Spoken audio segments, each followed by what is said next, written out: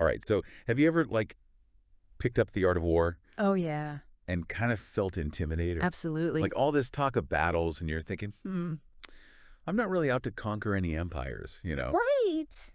But stick with us today because we're doing a deep dive into the art of war Hmm. and how it's surprisingly relevant to your life, even if you aren't planning any military campaigns. So Exactly. obviously Sun Tzu's The Art of War, it's often seen as like this battle strategy guide. Right. A military treatise. Yeah.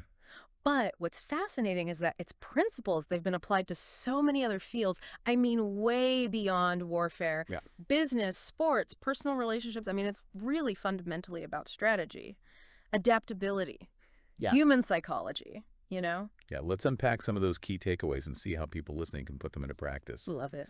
So, all right. First up, Okay. big one. Yep. Famous quote. Preparation is key. Yes. Every battle is won before it is fought. Sounds intense, right? But what does that actually like mean? So it's about knowing yourself, Okay. your strengths, your weaknesses, knowing your opponent, Yeah. Okay. your competitor, Yeah. a challenging situation, etc., and knowing the terrain, the context you're operating in. So if I'm going into a tough negotiation, Mm-hmm. how does this idea of preparation, how does that actually apply in a practical way? Okay, so let's say you're going into this tough negotiation. Knowing yourself means what are your absolute non-negotiables? What are you willing to concede? What are your goals? What are your fears? Going deep on that. Okay. Then knowing your opponent in a negotiation, that's like competitor analysis. Right. So understanding their goals. What are they motivated by? What are their pressure points? Where might they be flexible? What are their fears? That's where the knowing the terrain part comes in. Okay. Because that's the context, the market forces, power dynamics. What are the external factors? What are the things outside of you two that could influence what happens? I see. It's like gathering intel before you even step onto the battlefield. Okay. I like that. All right. So we've got know yourself, know your opponent, know the terrain Yep. as preparation. It is. Okay. Let's move on to another awesome quote.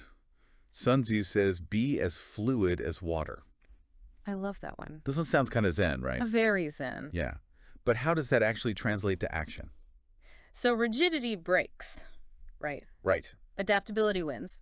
Sticking to a plan is great, but you've got to be able to adjust when circumstances change. You know what? Yeah. I've struggled with that. Yeah. Yeah, like that quote, I've always liked it, but I've had a hard time really grasping, like, how do I really put that into practice? Yeah, it's flexibility, Okay. right? You can have like the most meticulous plan, you can have it all mapped out, Mm. but things change. Right. And if you're completely rigid about your plan, you're in trouble. Yeah. So being able to adjust, to pivot, to find creative solutions on the fly, that's how you navigate those unexpected things. Yeah. So it's not about abandoning the plan altogether. Right. It's about being able to adapt it as needed. Exactly. Striking a balance. Yeah. Having that strategy, but being able to flow with the current. Like water. Exactly, like water.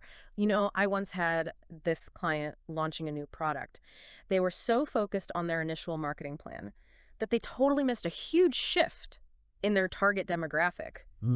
Preferences, like what people they were trying to sell to actually wanted, had changed. Wow. And they were so stuck on their plan, they didn't realize it. So it wasn't until they got more fluid Yeah. that they found success. I like that. Okay. So be as fluid as water. That's a good one. It is. It makes me think of that saying, no plan survives first contact with the enemy. Yes. Which brings us to another really interesting point. So Sun Tzu, he says, the supreme art of war is to subdue the enemy without fighting. Right. Wait, what? How is that even possible? Well, he's saying that direct confrontation isn't always the best path to victory. Sometimes a more strategic approach involves, negotiation, compromise, or even like finding ways to outmaneuver your opponent without going head to head. So it's like choosing your battles. Exactly. Sometimes finding a peaceful resolution is the most strategic option. It is. Because true victory lies in achieving your objectives, Right. but with the least amount of damage. And that's true whether we're talking about business or relationships or even internal conflicts. You know what? This is making me rethink how I approach disagreements. Oh, yeah? Yeah. Instead of always pushing for a win, maybe there's a way to like achieve my goals while also, keeping things positive. Right. Sun Tzu is all about achieving the best possible outcome. And that doesn't always mean brute force. Okay, this next one might raise a few eyebrows. Okay. Let's hear it. All warfare is based on deception. Ooh, that's a good one. Yeah. Sounds a little Machiavellian, right? It does. But I'm sure there's a more nuanced way to look at this. Oh, absolutely. It's not about like outright lying Huh. or being unethical. It's about strategic thinking. Yeah. You know, understanding what your opponent expects and then using that knowledge to your advantage. So like misdirection. Yeah. Or maybe subtly exceeding expectations in a way that benefits you. So I'm trying to think of an example. Like, let's say a business is running a marketing campaign, and they make it seem like they're targeting one group of people, Mm-hmm. but their real goal is a slightly different audience. Exactly. Is that what you mean? Yeah. Or in a negotiation. Yeah. You might downplay how much you want something so you can get leverage on something else that you care about more. Interesting. So it's using information strategically, Yes. not to deceive, but to get a better outcome. Exactly. Okay, so beyond tactics and strategy, Sun Tzu also talked a lot about leadership. He did. What did he have to say about that? Well, he said that a good leader needs more than just a brilliant strategy. Okay. They have to understand the human element, Hmm. inspire and motivate their troops. You know, when I think about leaders I admire, Hmm. they definitely have that balance, Right. like strategy and compassion.